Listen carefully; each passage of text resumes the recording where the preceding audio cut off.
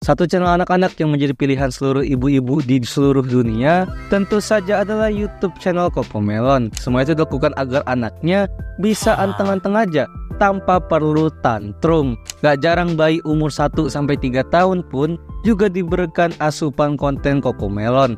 Dan ternyata, apakah kalian tahu kalau channel CoComelon itu berbahaya, dimana alih-alih bisa membuat anak-anak menjadi anteng terus, justru akan membuat anak menjadi lebih tantrum dari biasanya.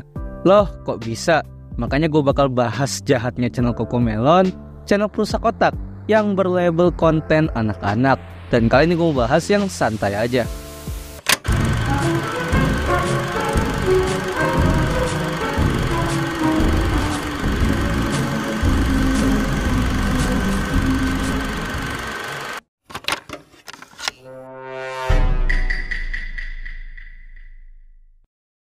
Kalian sudah pasti tahu channel CoComelon itu apa.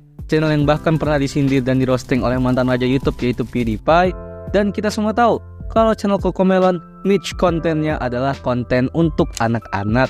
Karena bagaimana tidak, CoComelon sendiri memproduksi animasi musik dengan lagu anak-anak yang tentu saja diiringi dengan animasi-animasi yang mau tentu saja menggiurkan untuk jutaan ibu-ibu di luar sana atau bahkan ibu-ibu di sini juga untuk memberikan konten-konten tersebut ke anak-anaknya. Karena moto ibu-ibu ini adalah yang penting anak nggak rewel. Dan hasilnya memang benar. Mayoritas dari anak-anak yang berumur 1-5 tahun ke atas yang menonton CoComelon itu sudah pasti nggak rewel.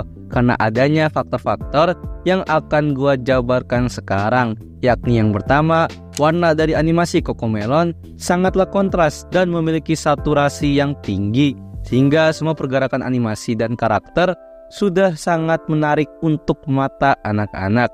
Kedua, video CoComelon itu mirip video MrBeast, yaitu video memiliki fast pace atau fasenya itu cepat, yang artinya setiap menit bahkan detik dari video musiknya CoComelon itu pasti dikasih hal-hal yang bikin anak-anak ingin menontonnya terus sampai videonya habis. Entah itu menggunakan sound effect, scene-scene yang menarik, dan lain-lainnya. Dan ya, dari dua faktor tadilah, anak-anak sudah pasti dijamin gak bakal rewel seharian. Tapi apakah Bapak Ibu tahu kalau justru dari dua faktor tadilah yang sangat berbahaya untuk anak?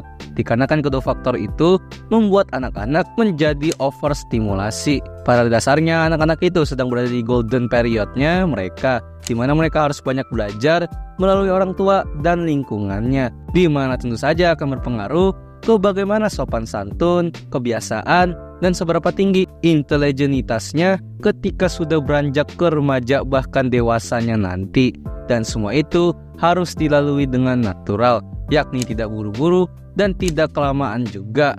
Yang menjadi masalah adalah ketika di era sekarang, ketika anak-anak diberikan tontonan seperti ini yang high retention, full color, dan tambahan-tambahan lainnya, anak-anak akan mengalami overstimulasi. Dan bahkan dua faktor ini juga menyebabkan anak-anak menjadi ketergantungan atau kecanduan channel-channel seperti CoComelon ini.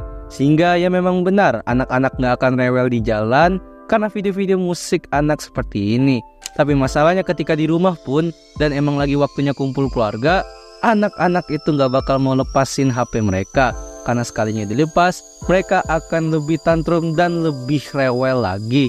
Dan semua itu diakibatkan oleh overstimulasi yang ujung-ujungnya bisa merembet ke masalah lain seperti tantrum berlebih dan keterlambatan bicara, dan yang paling penting, memendeknya attention span. Bahkan jangankan anak-anak, pendeknya attention span sudah menjadi masalah yang lumayan serius untuk semua kalangan umur di era digital sekarang.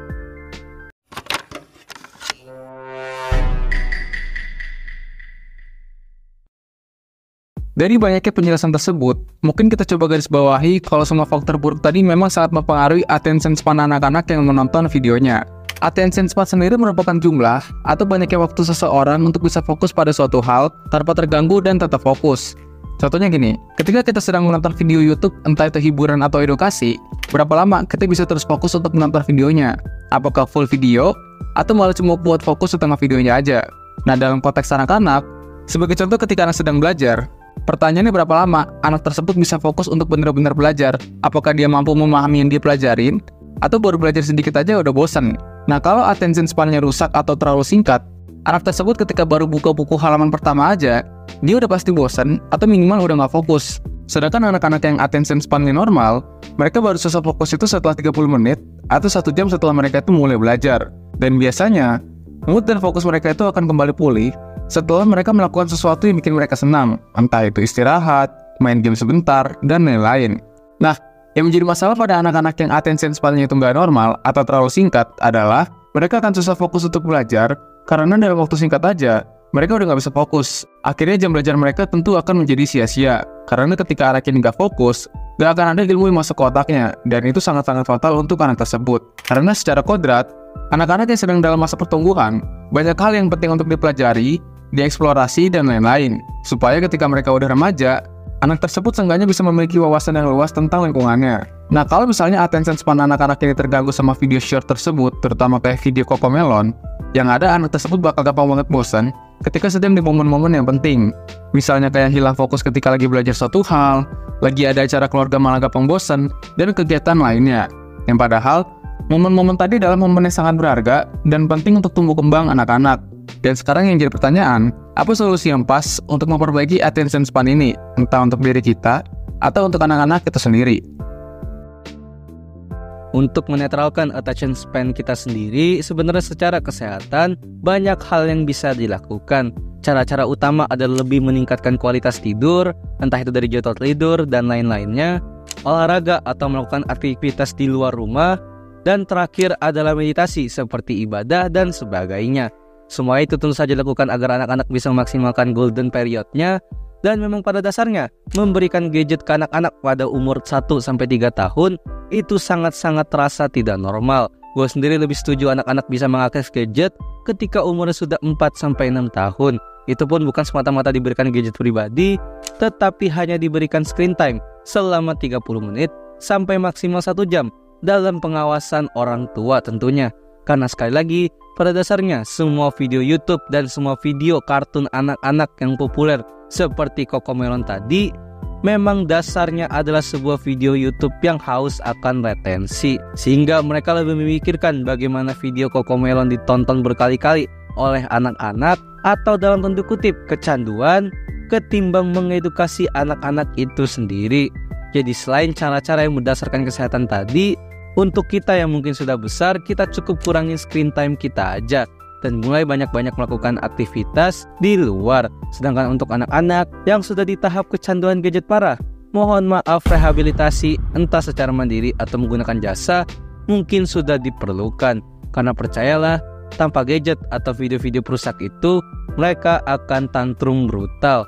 Jika masih belum terlambat, seperti yang gue bilang, kurangilah gadget untuk anak-anak dan stop menormalisasi konten-konten animasi anak-anak yang fast-paced dan full retention ini dengan dalih biar anak nggak rewel. Karena memang iya dia nggak rewel pada saat itu, tapi efek jangka panjangnya sangat-sangat tidak baik seperti yang gue sebut di chapter pertama dan chapter ini juga. Jadi kira-kira kalian punya pendapat lain atau solusi lain tentang studi kasus ini? Silahkan komen aja.